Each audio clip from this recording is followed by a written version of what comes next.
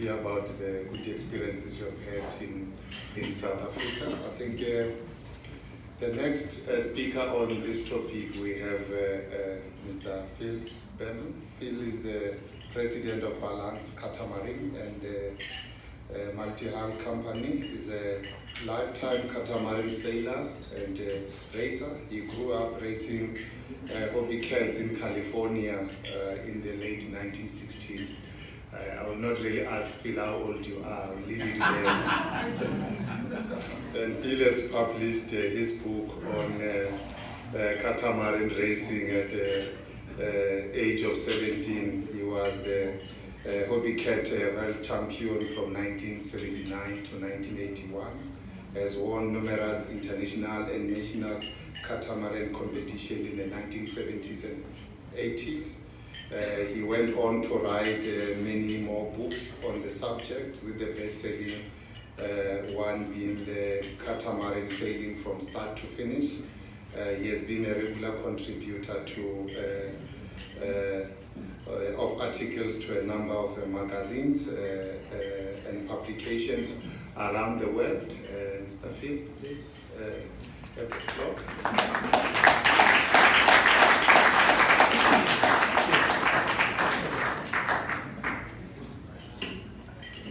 Madam Ambassador, thank you very much for hosting this lovely event.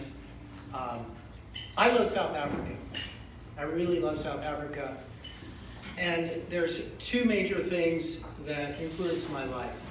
One was South Africa and the other was Hobie Cats. And I want to digress a little bit and kind of tell you a little bit about how South Africa changed me and how Hobie Cat changed me and how Hobie Cats changed South Africa.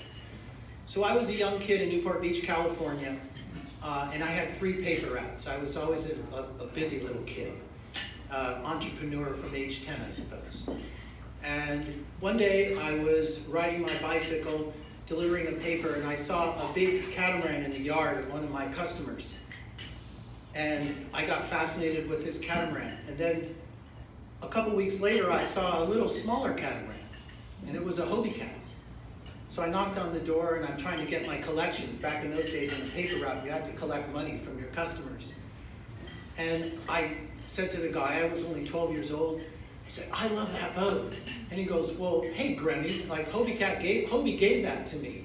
I go, what do you mean Hobie gave that to you?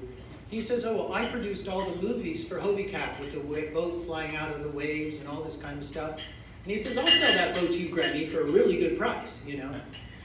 Well, that individual was named R. Paul Allen. And R. Paul Allen produced the all-time surfing classic called The Endless Summer, okay? And where do you think, in their search in the perfect wave, these guys are going around the world looking for the perfect wave, and where do you think that wave was? South Africa. St. Francis, South Africa, where we build the Balance 526. Amazing, huh? And actually, Rich and Pauline are getting one of our boats, and we're all going to be meeting in about 3 weeks, and we're staying at a little hotel called the Sands in St. Francis, and that is the site of the world's longest wave.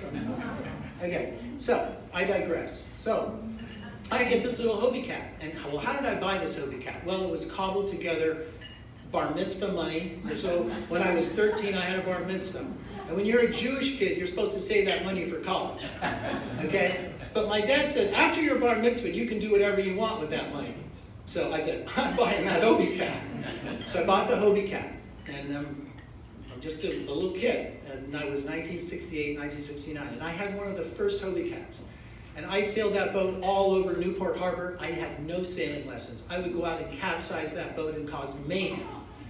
But I just fell in love with the boat. Well, naturally, pretty soon this sport is just growing and growing and growing, and they're racing these boats all over, and I started racing. And I was winning a lot of races, but only because I only weighed 110 pounds.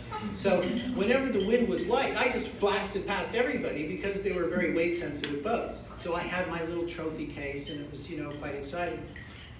And then, sadly, a year or two into that, my stepmother was dying of leukemia when I started high school.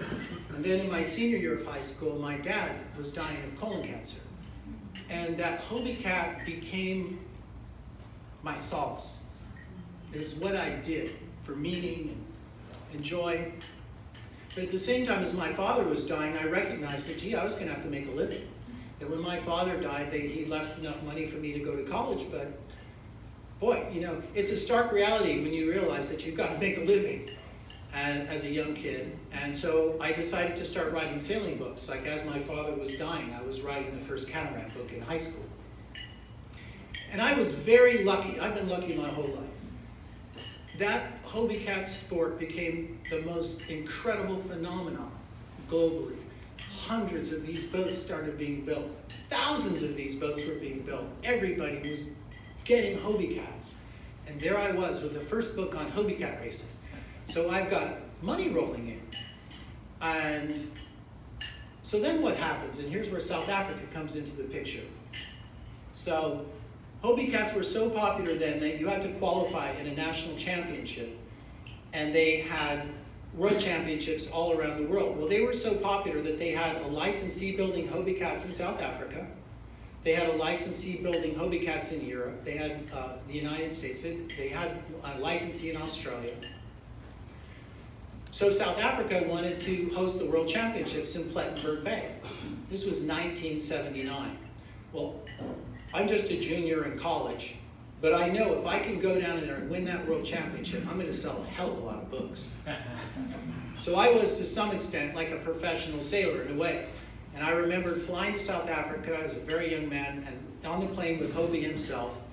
And I won those World Championships. And my picture was on the cover of the Cape Times, right? This long-haired surfer dude, I had this white bleached surfer, you know, and there's my picture in the Cape Times. I thought that was really pretty amazing. It was quite an experience. The Minister of Sport at the time gave me a letter that said that I was a guest and I could travel around South Africa. So what am I going to do? Well, I rented a car with a couple of mates and we decided to drive all over South Africa. And this is where South Africa really changed my life. I drove through what they called the Transvaal.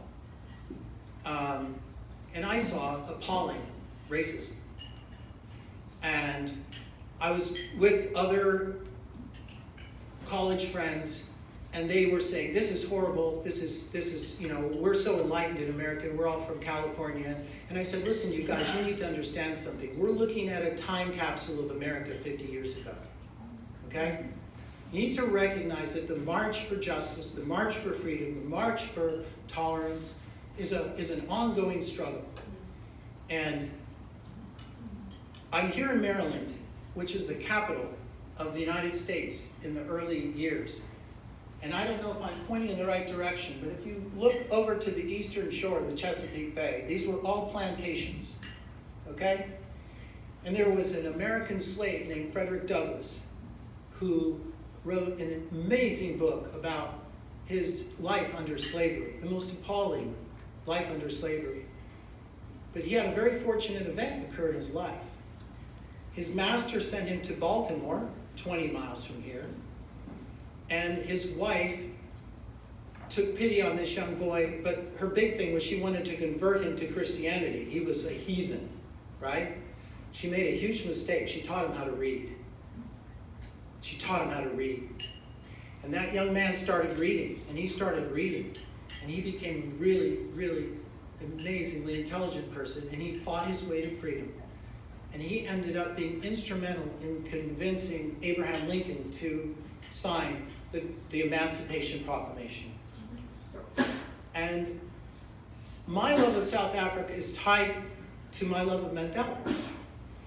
Because I was in South Africa as a young man under apartheid. I won those world championships under an apartheid government. And I wasn't racially aware or racially conscious at that age. But being in South Africa and seeing all that changed my life. I ended up studying race and tolerance and those issues, and it's become a really big, important part of my life. And hilariously enough, I suppose, my son is getting a PhD right now in the philosophy of race in New York City and teaching in that subject. And so South Africa, the Rainbow Nation, is something I really care about. And when I'm in South Africa and I'm watching everybody work and I'm seeing the teams that we have together, blacks and whites and all these people working together, that is a dream of hope. The South African is a dream of hope. It's a dream of equality. It's a dream of people living together, pulling together, working together.